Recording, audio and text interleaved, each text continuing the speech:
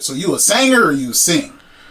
I would say I sing personally, just because out of respect for all the Jasmine Sullivans of the world and the Kimberells and the, all the people that can really, really, really sing. Yeah.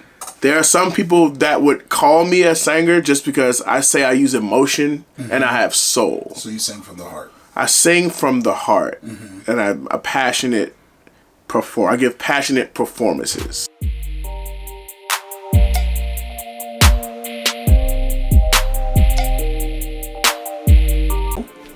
Speaking of consistency, tell me about music. Wow. In your career. Music in my career. I always try to keep that in the forefront, because if you don't, you'll get lost in everything else, and that's when it becomes bullshit. Well, define everything else. Like, give me examples of things that. In terms of a career, then let me remember music, but everything else, the clout that comes along with it, the accolades that come along with it, the alliances you build for whatever reason, whether it be like friendships or just like people you link up with just to get on more, get more clout, or whatever stuff like that.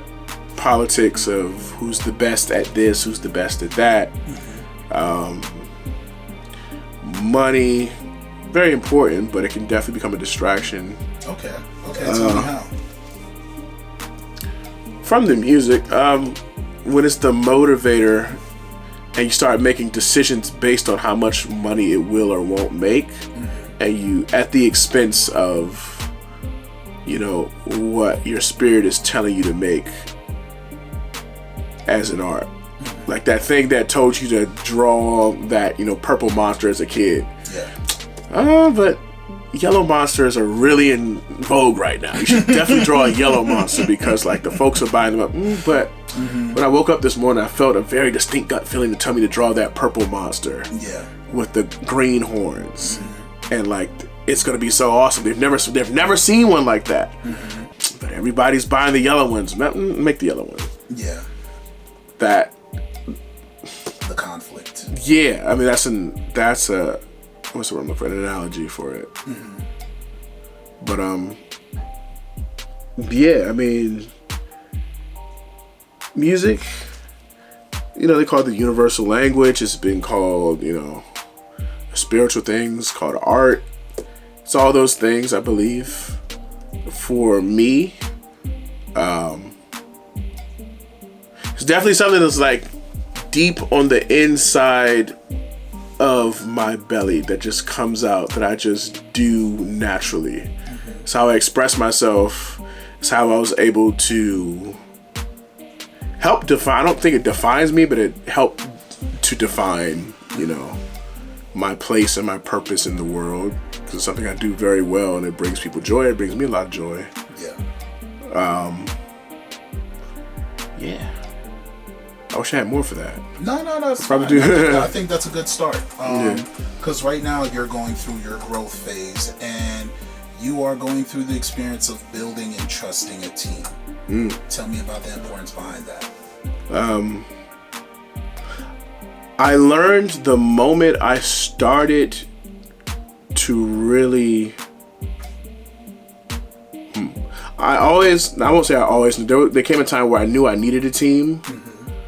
But then I started to like pay really close attention to sports. Okay. And other like business teams that were famous and that were successful over the years. And I was like, all right, a team is only as good as like the players playing their roles, and how good do each person play their how good does each person play their position? So I was like, I need to find. Let's look at something I like, and let's look at the roles that they have. Yeah. I don't need more than one person trying to do the same role. I know what role I have. Once I establish my role, I don't need another person in my team that wants to be my role, or that wants to try to do my role better than me while still doing their role. Yeah. That's when you have conflict. I noticed that, by just experience. I was like, so the next time I do that, this person is going to want to be the best at doing that thing they're supposed to do over there, and not necessarily have interest. Not necessarily interest, but their interest in my role is me performing it to my best ability, not, oh, I need to be doing that. Yeah. Type thing. It's everything in success. I'll say, like, you're only as good as the person next to you doing the best to their ability. So iron sharpens iron. As good as I am, I'm definitely challenging my creative director to go to the next level and, you know, be her best. I'm challenging my shout her out. Jadaimaniim. Hey, for the people, we've definitely had many conversations where we figure out how to do something at the same time. It's like something that seems out of our reach. We never think it's out of our reach, but it's just out of our experience level. For now. Right. It was above our experience level. We never consider it out of our reach. A lot of times we think it's out of our budget. Yeah. But it ends up being like, okay, a matter of just connecting. It's like, all right, cool. We just need to find the person who does this that wants to get to where we're going and respects what we're doing at our level.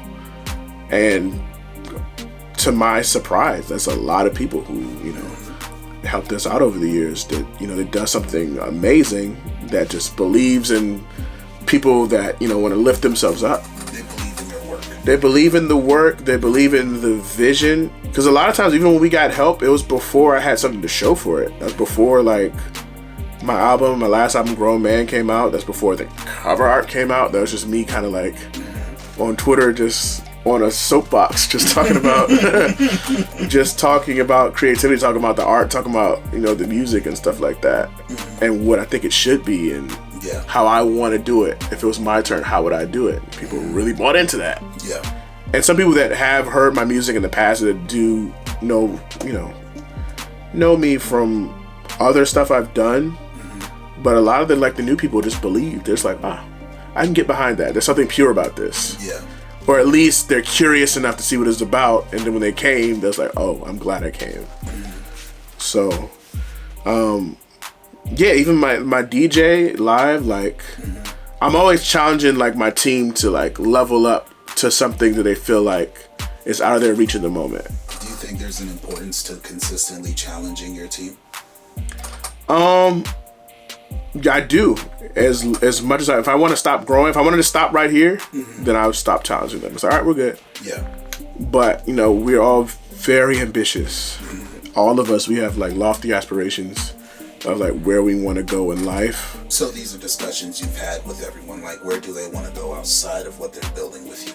Yes. Yeah. Periodically, we talk about, like, all right, what are your dreams? What are your own dreams? What do you want to do?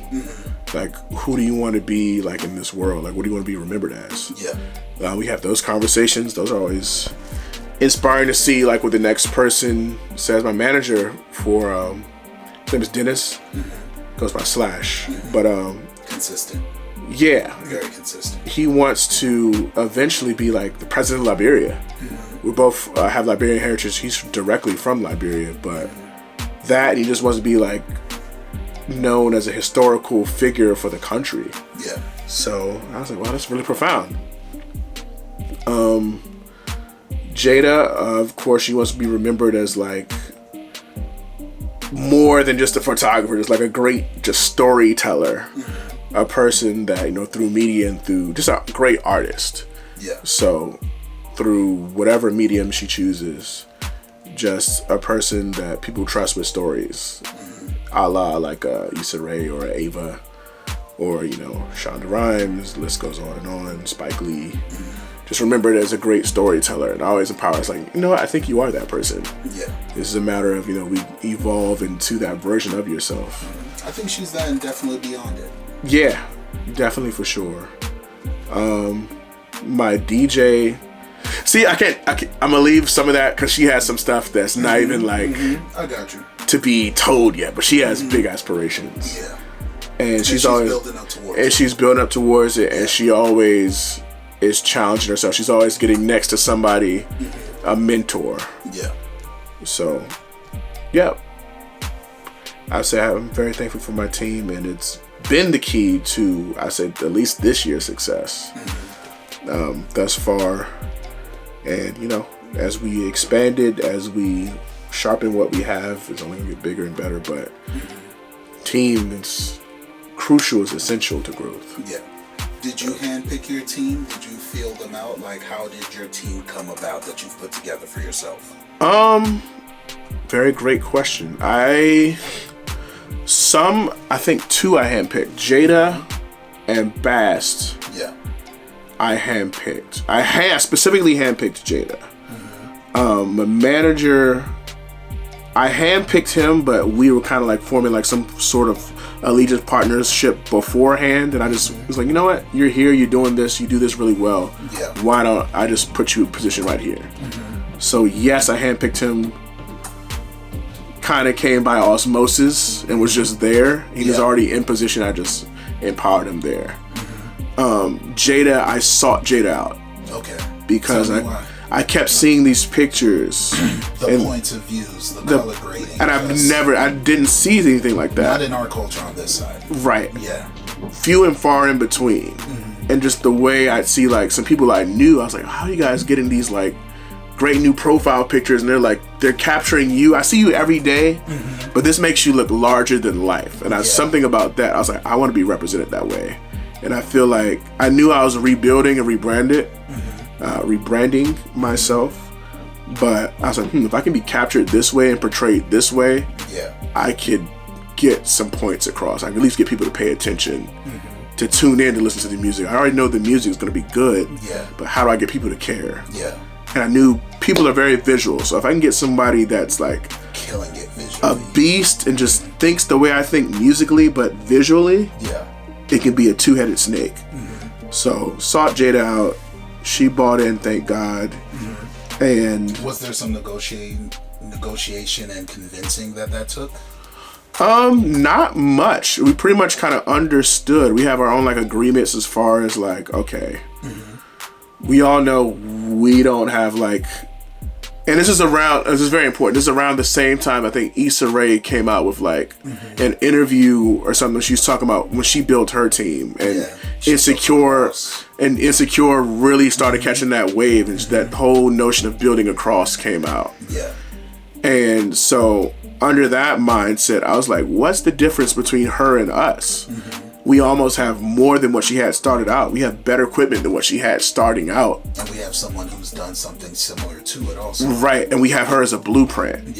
And we have Donald Glover as a blueprint. We have, they had to build it from nothing with no point of reference. At least now we have a point of reference, and we kind of have like a head start at it. Rather than always asking for like this person to hand out, this person to come, hey, check us out. So, why don't we just build something really great and then just make so much noise that they come and like peek over and see what we're doing. And so far, like slowly but surely, that's definitely been happening. So a lot of folks have been climbing over the fences and staying. A lot of folks have been doing that. Some that I've been surprised that even, some to my surprise. So, which has been really cool. Okay. What else? You said convincing. That wasn't too much convincing. We pretty much both were on the same page. So was there anybody in your team that you've worked with that you've had to negotiate with? I think all of them to an extent. Okay. Because when you go into a negotiation, what is your mindset?